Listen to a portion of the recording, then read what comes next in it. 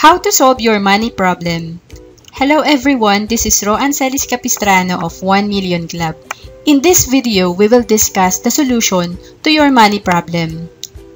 First, you have to compute your daily expense. Kailangan alam mo magkano ginagastos mo sa isang araw. For example, kung ang rent mo ay 6,000 a month, divide mo sa 30 days, so 200 pesos per day ang gastos mo sa rent. Transportation, kung ikaw ay employee, isa sa malaking gastos mo ay pamasahe mo. Sa sample natin, 100 pesos per day. At dahil pumapasok ka sa trabaho, gumagastos ka ng lunch at merienda sa office. Sabihin na natin nasa 100 na gagastos mo. Bukod pa syempre yung food expense mo para sa family, ilagay na lang nating 200 pesos.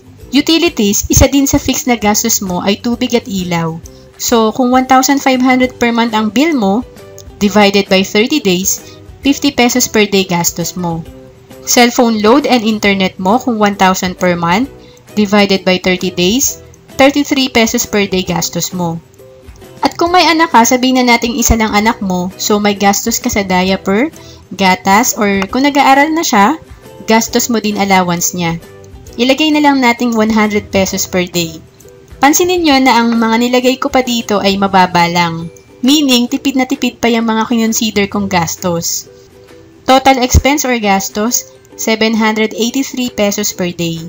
Pag nilista mo mga gastos mo, ang isa sa kagandahan nito, makikita mo agad kung may problema.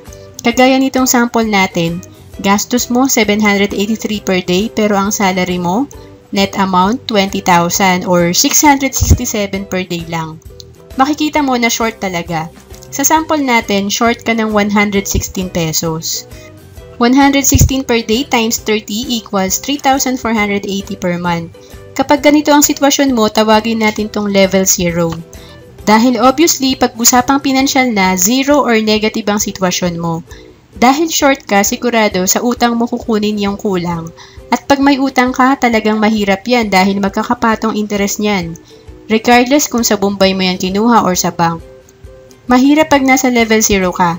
Mapapagod ka dahil kahit nagtatrabaho ka araw-araw, walang asenso sa sitwasyon mo pagdating sa usapang pinansyal.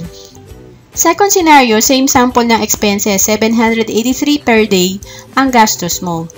Mas malaki nga lang ang salary. Kung kanina 20,000 per month, dito sa second sample natin, 25,000 per month ang salary or 800 per day.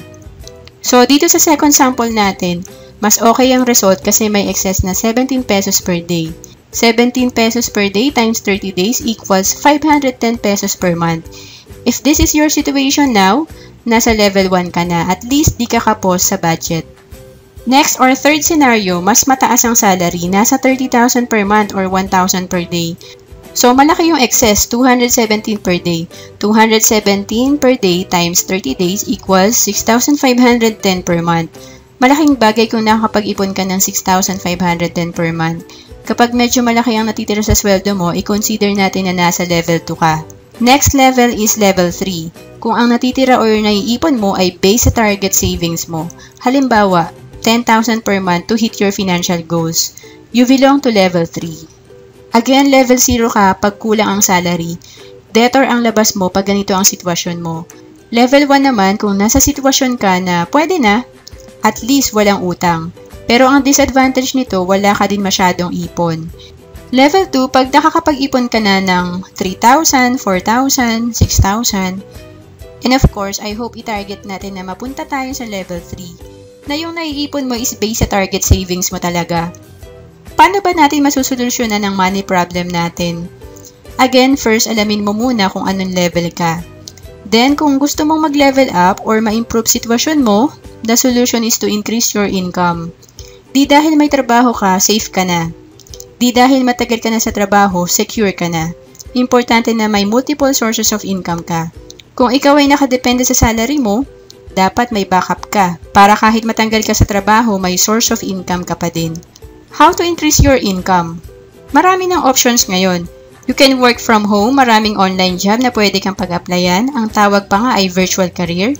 Pwede din mala freelancer ang strategy mo. Sa weekdays, pwedeng i-render mo service 2 to 3 hours after office hour o kaya every Saturday mo gawin yung project. Pwede din naman, sa panahon ngayong usong-uso ang online marketing, pwedeng as employee ka like social media manager or as a business person, pwede ka mag-create ng Facebook page or website to promote your product.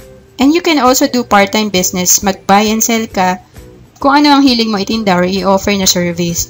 Ako personally, noong 2012, nag-part-time business ako with IMG or International Marketing Group as financial educator.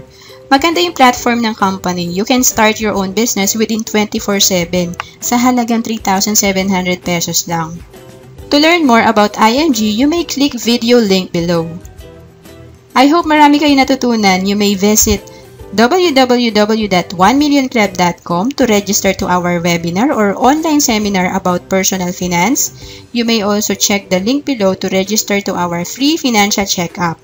You may also email me at roan@1millionclub.com. Thank you for watching this video.